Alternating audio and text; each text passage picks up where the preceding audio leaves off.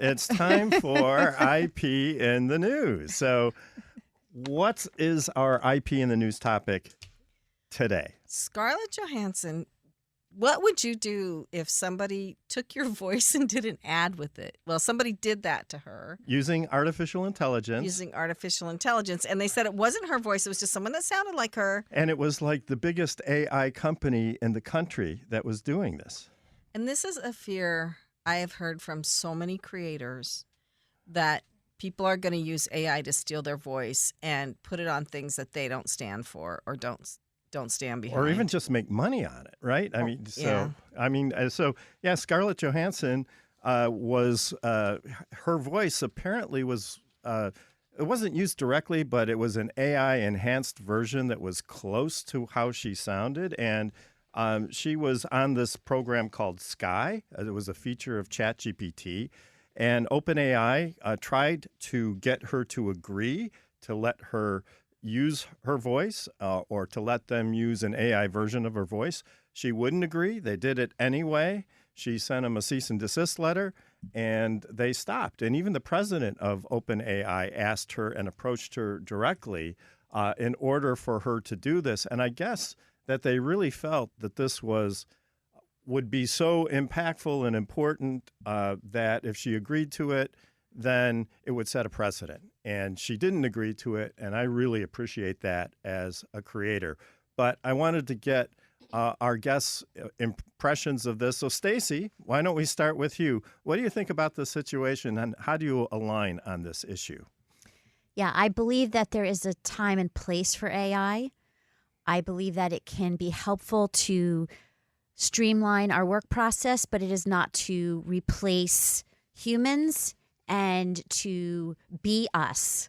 So I'm not in favor of giving my voice and my persona to an AI, but to rather use it to help with content scalability.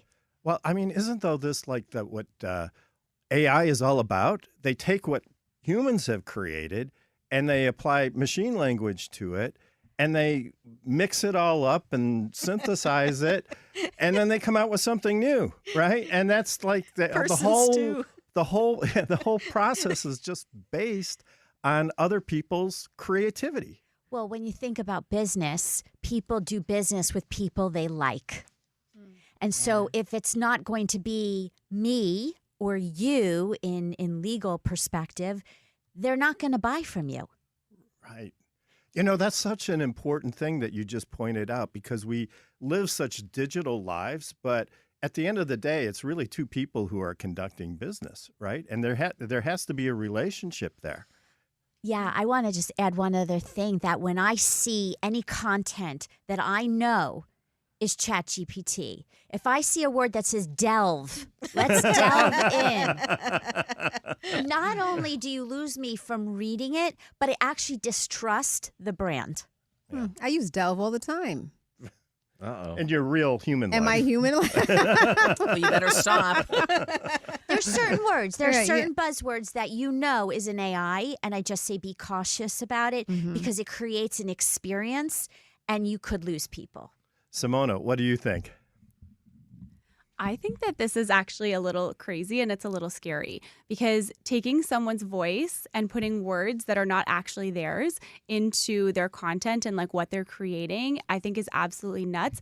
And it really makes me think too, just overall, how much stuff can be put out there that we are not actually approving or saying that that's fact for us. And so if we start using and leveraging people's voices, you can do all kinds of stuff. Like, I've seen so much different stuff, not to go down like a political realm or anything like that, but I've seen just in different like news briefings and conferences and stuff, it looks like it's real and it's actually fake. And so we talk about, you know, especially in podcasting, there's this like responsibility to make sure that the information that you're bringing forth is actually ethical and like honest and makes sense, right? But then if you start adding all these things that people have said and haven't said, it gets really confusing, because does that make the medium of, you know, any type of content creation, any type of media, any type of news, any type of radio, does it make it not as credible, even though it already has a credibility problem.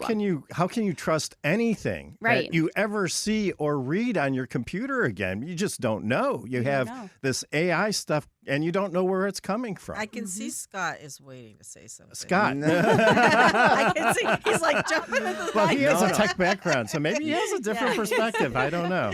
Well, I think that a few thoughts. I think that legacy industries do have to figure out a way to get on board. So you can't just complain, even though it's unethical. They still have to find a way to work within the confines of AI and not just ignore it. That's the first point.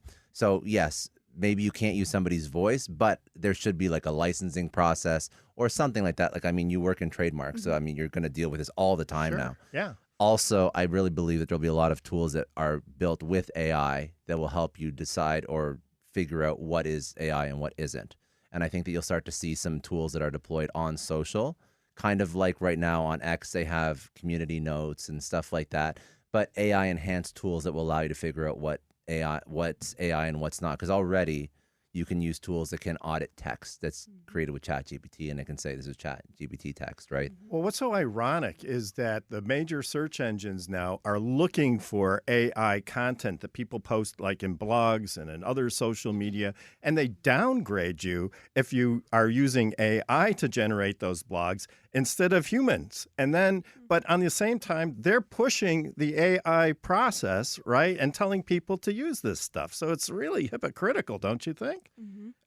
I actually heard the opposite. Oh, no. I heard really? the opposite. So I was listening to a podcast with Neil Patel and Eric Sue. And Neil Patel is a huge marketer, a marketing influencer, thought leader. And he was saying that the blog content they create with AI, massaged and edited with a human slightly. Massaged, yes. It's not, again, AI is the first pass at creativity. It's not the end product. Yeah. But the content they were creating was actually ranking higher than fully human written articles. Well, that doesn't surprise me either. But Yeah. the thing is that if you have to fool the search engine by massaging it, Yes, correct. So it's a tool, right? It's a tool. it's a tool. Within my agency, we use AI often. We use it to help the processes along. We use it to help, like, the whole process from start to finish. That said, everything that we put into AI was generated from a conversation that was already had. So it's a conversation that a guest has had, an interview that's happened, something that we've written, an idea that we've had, and that's how we feed the AI side of it. And then we'll take back the content, and then we continue to edit it. We make some tweaks and stuff like that. Yeah. So Scarlett Johansson, though, taking a celebrity's voice, taking your voice and using it. That's not cool. No. No, Did Kenya get a chance to comment? I didn't. But I'll say I think for media and radio, AI is dangerous. Yeah. For media personalities, I think it creates an opportunity for companies to create efficiencies and downsize if needed. Just because if you can take someone's voice and you can repurpose it, I mean, why do you need people to sit in the studio and do this, right? So I think I see the benefit of it, but I also see the authenticity that it can create and using it versus using a human. So Absolutely. I mean, during the Hollywood actors strike about, what was it, 6 months ago, that was one of their big concerns. They were all talking about AI, we don't want you using AI. And now I'm beginning to understand a little bit better about why that was so dangerous. One last thing about AI. So we had our meeting last night, and we all introduced ourselves, and we were on Zoom. It was a hybrid. It was in person and Zoom. And all of a sudden, this pop-up came on the Zoom screen. I'm your AI assistant. Do you want me to write out the questions for you?